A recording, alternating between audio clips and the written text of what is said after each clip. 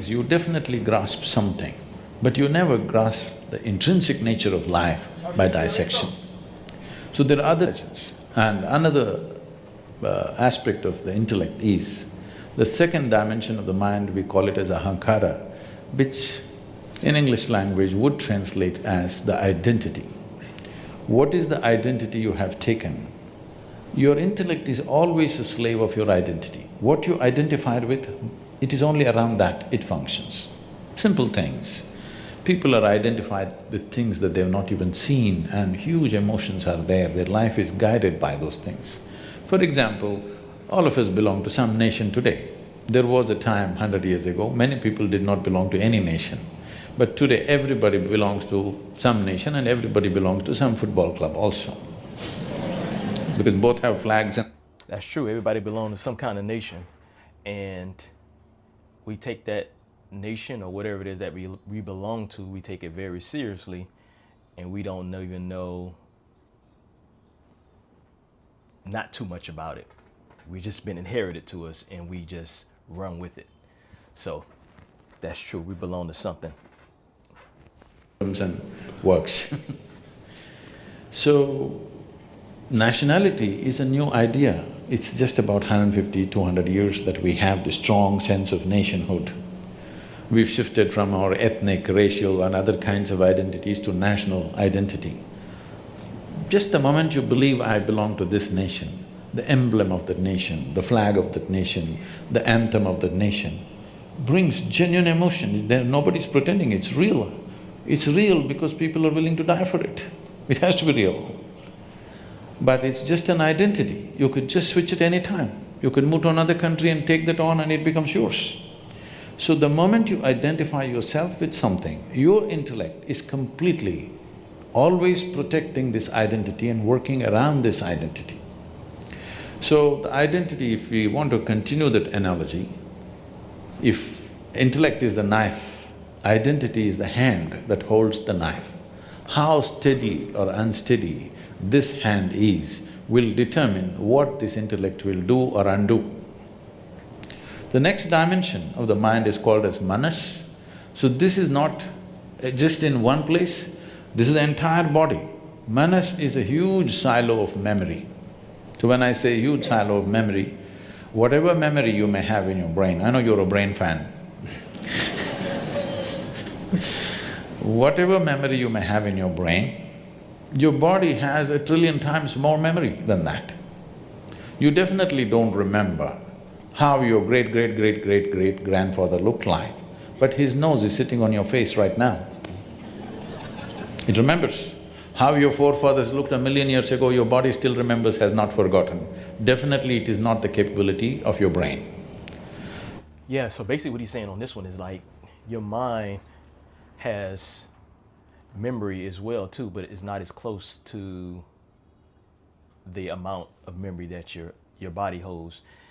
And your body holds so much memory till it goes back, generation from generation, that you don't even know that who your ancestors was back in those days, and that memory that the body still hold is there. And once again, it's just so far back till you don't even know. That's just how much memory that the body holds that we don't even realize. So yeah.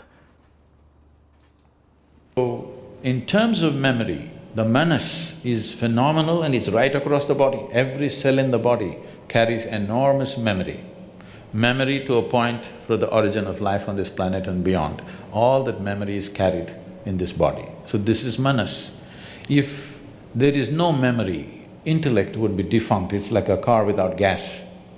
Because there is memory, intellect is on. This memory flows through the hand of identity, and whatever is the identity, the memory takes on that color accordingly, and then it plays up in the intellect and intellect functions. The fourth dimension of the mind is called chitta. Chitta means it's pure intelligence, unsullied by memory. There is absolutely no memory, free of memory, it's just pure intelligence. When we say pure intelligence, all kinds of things have been said with all due respect to everybody's beliefs and faiths and whatever. All kinds of things have been said to people that God is generous, God is love, God is this, God is that. Suppose nobody told you anything and you just paid attention to all the creation around you, how a flower blossoms, how a leaf is, how an ant moves. If you paid enough attention, one thing that you would definitely come to is, whatever is the source of creation is a goddamn intelligent thing.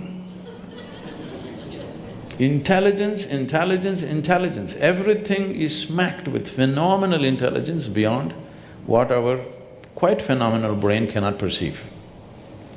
So, this is a dimension of intelligence within us, which is the basis of our creation in a way. If you eat a piece of bread, over the afternoon it becomes a human being because this intelligence exists within you and me.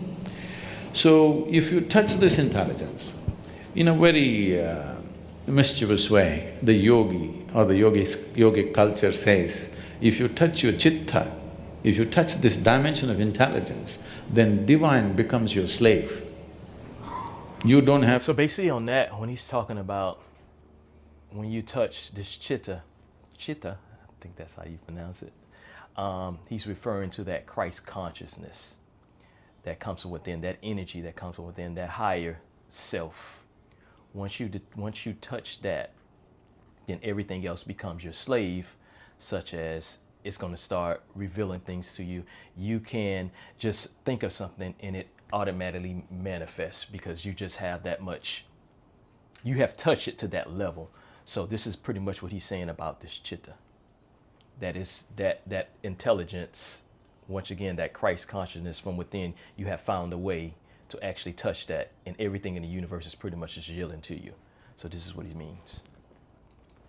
Think what you want, you don't have to seek what you want.